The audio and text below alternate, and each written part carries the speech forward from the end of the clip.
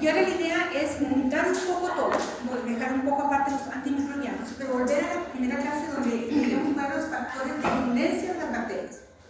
¿Cuáles serán? ¿Por qué una bacteria puede ser agresiva o patógena? Por su adherencia. Por su adherencia, esa es una. ¿Qué otra más? Por la resistencia antibiótica. Por resistencia a antibióticos. ¿Qué más? ¿Qué otra cosa tienen las bacterias por las cuales pueden ser patógenas? Que pueden ser más agresivas. Se le transfiere información. Sí, pero antes de eso. ¿Los patógenos no tienen nada que ver? ¿Ah? ¿Los patógenos no tienen nada que ver? ¿Dos? ¿Los patógenos? No mucho. Recuerden que tienen flagelos, tienen cápsula, tienen adhesinas, tienen fimbrias. Todos esos son que le permiten engancharse. Y una vez que se enganchan, básicamente puede invadir, por ejemplo. Entonces, son todos esos plus que tienen que lo van a hacer más virulenta o no. Entonces, ¿por qué son importantes las bacterias? Porque cerca del 70% de las enfermedades que son producidas en los animales son producidas por bacterias. Entonces, siempre hay un diagnóstico que va a ser muy relevante producido por bacterias mismas. Entonces, la idea es ver básicamente en los diferentes sistemas cuáles son las bacterias más representativas y tratar de ver qué es lo que hacen. ¿Ya? Entonces, vamos a ver el sistema digestivo. ¿Ustedes qué piensan que van a ser las bacterias en el sistema digestivo? Básicamente, ¿cuál va a ser la consecuencia de tener una bacteria en el intestino, por ejemplo? ¿Ah? Diarrea. ¿Qué más? La fiebre puede ser, pero no es tanto. Entonces, diarrea va a ser vómitos, y es lo más característico. ¿Pero qué pasa si yo tengo mucha diarrea? ¿Deshidratación? Me voy a deshidratar, me voy a matar a los animales. Y si esta bacteria tiene la capacidad de invadir el epitelio, ¿qué va a aparecer en la sangre? Entonces, no todas las bacterias tienen esta capacidad de invadir, no todas tienen la capacidad de producir toxinas, pero de esa forma, entonces, mientras más plus tenga, más agresiva se vuelve. Entonces, en el sistema digestivo tenemos básicamente un gran grupo de bacterias, donde unas son las enterobacterias y las otras son bacterias que son gram negativas, pero no forman parte de las enterobacterias. Y las enterobacterias es un grupo más o menos de 280 bacterias. Nosotros vamos a dedicar solamente a unas 3. Entonces, yo les colocaba cuáles son los mecanismos de virulencia que tienen las bacterias.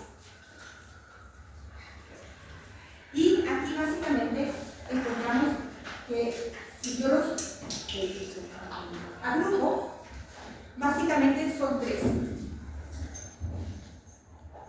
Estos son básicamente como una estrategia. ¿Cómo hacen las bacterias para producir una enfermedad? Y primero tenemos las toxinas. Las toxinas son, bueno, hemos visto que hay 2 tipos de toxinas. ¿Se recuerdan cuáles eran? Endotoxinas y exotoxinas. Entonces, pueden ser endo o pueden ser exo. ¿Cuáles son las endotoxinas?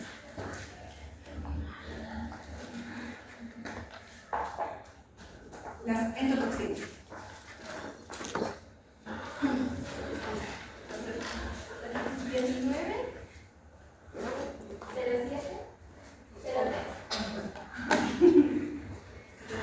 Entonces, ¿cuáles son las endotoxinas? Están dentro de algo. Y efectivamente, ¿dentro de qué están? De la pared. Entonces, siempre que piensen en endotoxinas, van a pensar en la pared y es el LPS. Que una vez que la bacteria básicamente muere, el LPS se libera y este es el que va a producir algún tipo de patología. Y las exo son básicamente cierto tipo de bacterias, cierto tipo de bacterias que dentro de su información genética son capaces de liberar toxinas. ¿Ya? Entonces, estas son las endotoxinas y estas son las exotoxinas. Entonces, esto era parte de la pared y siempre van a ser de las gram negativas. Y cuando se rompen, ahí van a tener una consecuencia. Y estas, las exotoxinas, van a ser proteínas que son producidas por la bacteria, se liberan y van a ser entonces otro tipo de bacterias, de toxinas que van a producir algún tipo de enfermedad. Después, otra estrategia es que son invasivas. Es decir, que la bacteria, hayamos visto que es capaz de destruir básicamente la célula y entra. En este proceso que entra, puede producir entonces esta sangre en las heces fecales. Y si destruye parte de la célula para ingresar, estas células finalmente pueden morir. ¿Ya? Entonces, este mecanismo y este mecanismo son distintos, pero ¿qué tal que una bacteria tenga esto y esto al mismo tiempo? Se hace todavía más agresivo. Y hay otras que forman un biofilm, que es básicamente, estos son las células endoteliales del epitelio, del intestino, que tienen esas vellosidades y recubren como un film las células. ¿Cuál va a ser la consecuencia? Que si estas células son importantes para el proceso de absorción, no va a ocurrir. Entonces la persona no va a tener básicamente los nutrientes y puede haber una desnutrición. Entonces, esas son estrategias que tienen las bacterias y son factores también de virulencia. Entonces, aparte de todo eso, se tiene que adherir. Y para eso les sirven las fimbrias, las adherinas, todo ese tipo de sustancias que están por fuera, esas vellosidades que tienen. Entonces, una vez que se adhiere, puede liberar toxinas, puede invadir o puede hacer todo. Eso va a depender de la bacteria. Entonces, las del sistema digestivo les decía que podían ser básicamente o enterobacterias o un grupo que no son enterobacterias. Y las enterobacterias siempre van a ser gram negativas. Si son gram negativas, ya de por sí siempre van a tener LPS. Entonces, si le preguntan un factor de virulencia de las bacterias gram negativas, LPS mínimo. Entonces, ya con eso tenemos un proceso de patogenicidad siempre asociado a las enterobacterias. La enterobacteria más conocida es la E. coli. ¿Okay? Entonces, dentro de las enterobacterias tenemos las E. coli. Y como muestra la presentación,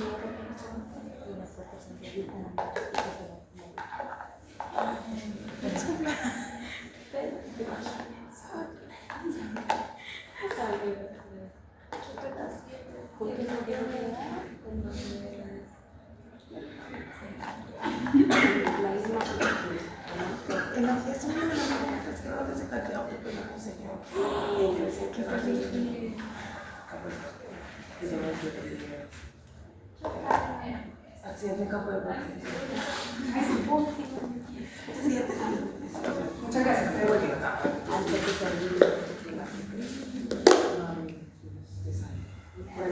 Ya. Dentro de la E. coli hay diferentes tipos de E. coli.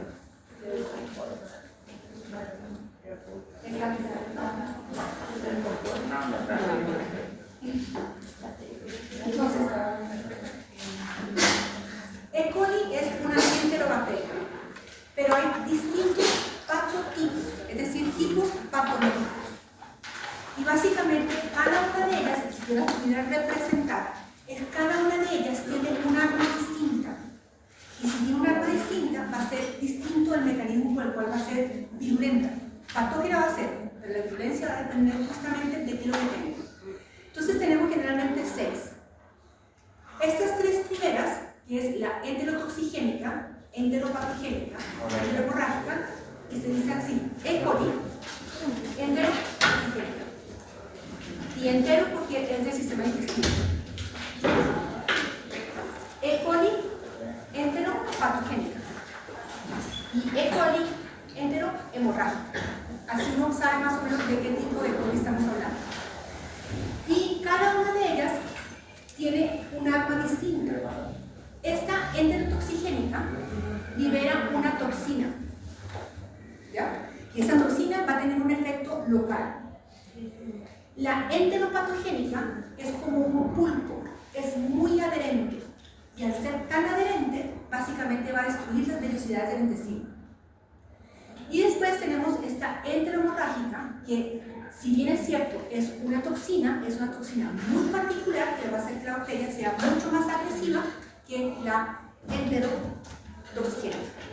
¿Sí? Entonces, tenemos 3 tipos de cepas de E. coli que van a ser, según la herramienta que tenga, van a ser más o menos patogénicas. Entonces, lo que hace esta bacteria, la E. coli, se aposenta en las velocidades del intestino y libera la toxina. Y eso va a tener una consecuencia, que va a producir diarrea. Estas que son como pulpos, básicamente, si ustedes se dan cuenta, aquí las vellosidades se mantienen, pero acá las vellosidades no se mantienen. Y es lo que se dice un mecanismo patogénico de pedestal. Porque tenemos las vellosidades en el intestino, sobre todo en el intestino delgado, donde se hace la absorción, y lo que hace la bacteria es que estas vellosidades las elimina y comienza la bacteria a crecer en las vellosidades. Si no están esas vellosidades, el proceso de absorción no puede ocurrir. Y es por eso que las personas generalmente y los animales tienen una desnutrición muy severa. Y esto es lo que se llama mecanismo de pedestal. Porque alguien dice que esto tiene una forma de pedestal.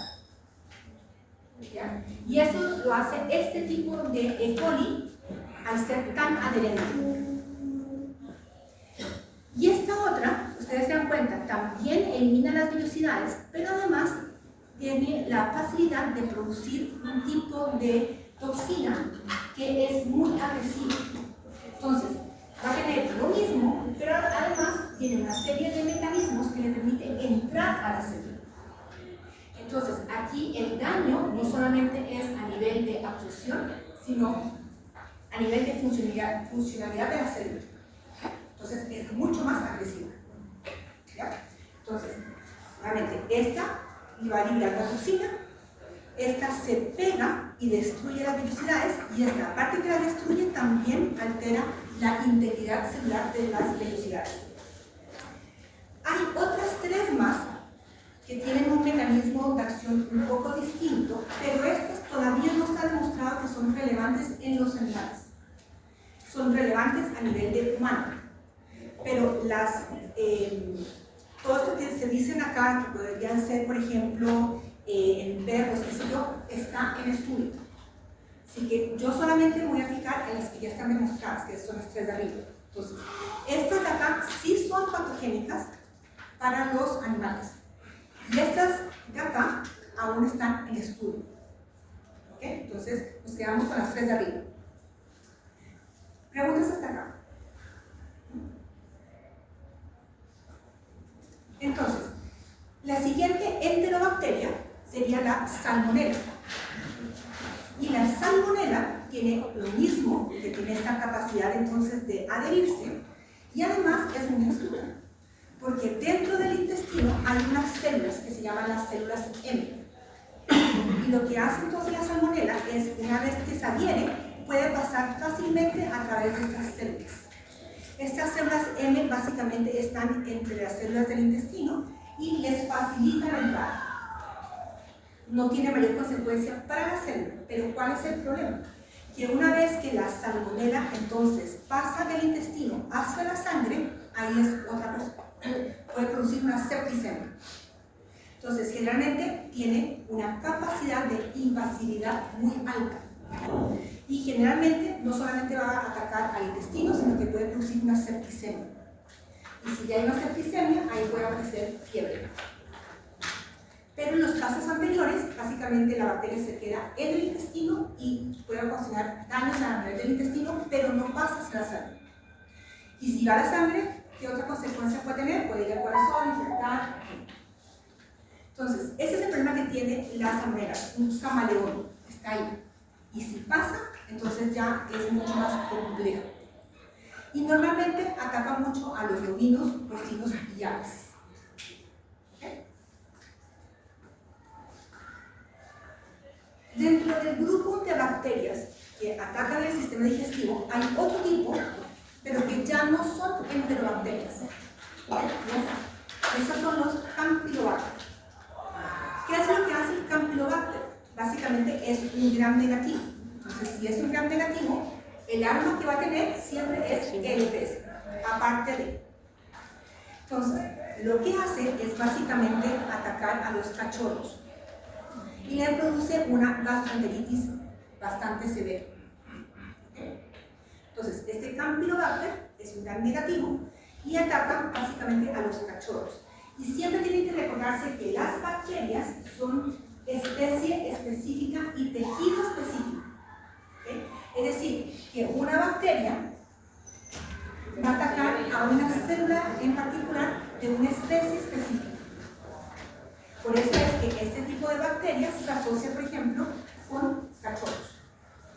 Porque la célula tiene todas las condiciones, y realmente aquí hay un tipo de receptores que le permiten además a la célula engancharse. Por eso es que, por ejemplo, nosotros podemos tener tuberculoso, pero la bacteria que lo ocasiona es otra para el animal. ¿Ya? Siempre son específicas. Y la otra, que también ocasiona problemas a nivel del sistema digestivo, es la Clausona. Y esta bacteria particularmente afecta a los cerdos. ¿Okay? Y aquí en este caso es una bacteria que también es invasiva. Una vez que invade puede crecer y multiplicar, y eso hace entonces que básicamente la agresividad de la bacteria es mucho mayor. ¿Ya? Normalmente este tipo de bacterias ya está presente en la mayoría de las granjas, es decir, que siempre que uno va a comer carne de cerdo ya tiene que dar por hecho que está contaminado. Y vamos a ver en general que el cerdo es un animal que es muy ávido para recibir también quistes de parásitos. Entonces, por eso es que la carne de cerdo hay que tener mucho cuidado cómo se consume, ¿ya? Porque realmente ya viene contaminada. Entonces, vemos que hay distintas bacterias que pueden atacar el sistema digestivo y cada una de ellas va a tener básicamente un sistema de virulencia distinto, ¿ya? Pero finalmente uno puede decir que lo más notorio de ese tipo de enfermedades va a ser siempre una diarrea. La fiebre no siempre está asociada. Entonces, si tuviéramos un caso en donde es un lechón de 8 semanas que tiene una diarrea acuosa y deshidratación, ¿qué bacteria sería la responsable? ¿Cuál piensan ustedes?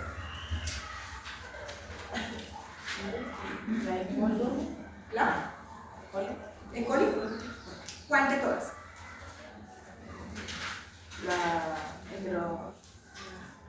enterotoxigénica. Enterotoxigénica. ¿Por qué?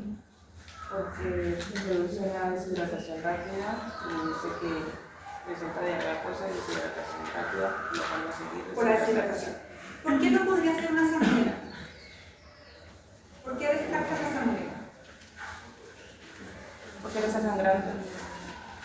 Porque dice que no está sangrando y dice que la salmonela es el epitelio. Porque no hay sangre. ¿Y otra cosa que produce la salmonela? Hielo. Entonces, efectivamente es esta bacteria y no podría ser la salmonela porque en ningún lugar me dicen que hay fiebre. Entonces, parece que cuando llega a la sangre es más complejo. Entonces, de esa forma que antes van haciendo los diagnósticos, el conocer todos los mecanismos de virulencia hace que el diagnóstico pueda ser más fácil. ¿Okay? El segundo grupo de bacterias tenemos las que están piel y anexos. ¿Okay? Y ahí vamos a tener los estafilococos, actinomycetes y los anaerobios. Los anaerobios son las bacterias que crecen sin oxígeno. Entonces, normalmente la piel es una barrera física. ¿Cuándo es el problema? Cuando tenemos algún tipo de herida o cuando los animales se arrastran.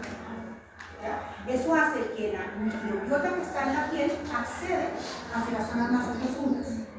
Y ahí se puede básicamente producir un tipo de infección. Entonces, dentro de los estafilococos, que recuerden que ya básicamente la mayoría son resistentes a la penicilina, tiene una serie de factores de virulencia muy altos, porque no solamente le permite adherirse a la membrana, porque tiene esta serie de receptores, y es lo que yo les decía, estas adhesinas son particulares para algún tipo de sustancias. Entonces, una vez que se adhiere, puede liberar una serie de toxinas, y además es invasiva. Entonces, el estafilococo es muy potente por todos los factores de virulencia que tiene. Generalmente, ¿a qué se asocia? A casos de mastitis. Entonces, siempre el estafilococo se asocia con abscesos y puede producir entonces una inflamación, por ejemplo, en este caso de la mano. Ahora, otro tipo de estafilococo que va a ser relevante, y esto es un oportunista. Entonces, cuando hay una herida en la piel, entra y básicamente produce este tipo de ¿cómo se dice? Como ampollitas dentro de la superficie de la piel, y que a los animales generalmente le producen mucho picazón. Entonces se comienzan a rascar, y ahí entra un ciclo positivo de que mientras más se rasque, más se propaga la enfermedad. ¿Okay? Entonces, este estafilococo normalmente está en la piel, pero como es oportunista y hay una herida, puede entrar. Entonces, los estafilococos asocianlo con mastitis o con este tipo de enfermedad. ¿Sí? Después tenemos los actinomycetes, que inicialmente cuando se hacían las coloraciones parecían que fueran hongos. Y cuando veamos hongos vamos a ver que esto es una estructura muy parecida a una hija. Pero después se reclasificó y es una bacteria. Y el punto de esas bacterias es que producen generalmente esta mandíbula abultada, que es lo que vemos acá. Y es muy característica. Entonces, básicamente se localiza en ciertas glándulas y comienza a aumentar el volumen de la misma. Entonces, hasta que se hace muy notorio. Entonces, estos actinomycetes es con mandíbula abultada. Y por último, en la piel tenemos los anaerobios. Nosotros como humanos, ¿dónde tenemos sitios que tienen poco oxígeno y podemos tener bacterias anaerobias?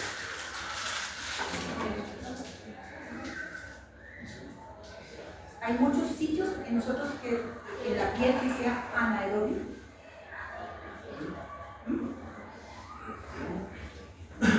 La pierna, ¿y qué parte? En el aparato reproductor. En el aparato reproductor, sí. Pero recuerden que en el aparato reproductor no deberían haber bacterias. Son sitios que son. Pero en la piel, si yo me mirara por acá, te dice que por aquí es más anaerobio. ¿Ah? Los pies, sobre todo los pies. Y lo mismo ocurre en los animales, en las pezuñas. Entonces, en los animales, este tipo de pezuñas, básicamente, si lo tapan con algún tipo de suciedad, tienen un ambiente que es anaerobio. Y ahí, entonces, pueden aparecer estas bacterias y van a producir básicamente el food rot. Había unos compañeros que decían que ustedes ya habían hecho unas prácticas. ¿Ustedes tienen unas prácticas, no? ¿No lo vieron? ¿En las prácticas? Una compañera dijo que sí lo había visto y que el olor es horrible. Normalmente los anaerobios, una vez que comienzan a crecer, el olor es espantoso.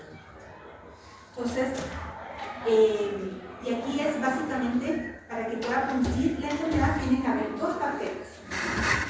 Porque como que una le facilita el camino a la otra. Entonces tenemos el fusobacterium, y el Helicobacter. Entonces, el foot rot, o básicamente el pietín, va en las pulmones y se requiere de 2 bacterias. ¿Sí? ¿Preguntas hasta acá o vamos a ver? ¿No?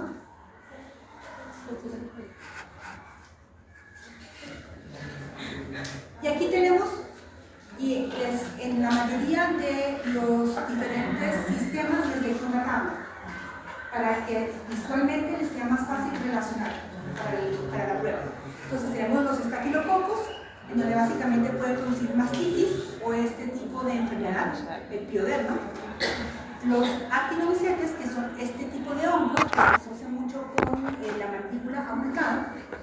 Y tenemos los anaerobios, que van a ser 2 y van a ser relevantes para el pietín o el futuro. ¿Sí? Entonces, un caso. Max, un perrito de 3 años, tiene una picazón intensa hace varias semanas. Y el diagnóstico presuntivo es pioderma. ¿Cuál bacteria podría estar comprometida? El estafilococo. Exactamente. Que es este que está acá. ¿Ok? Entonces, cuando asocian pioderma, básicamente con este tipo de bacteria.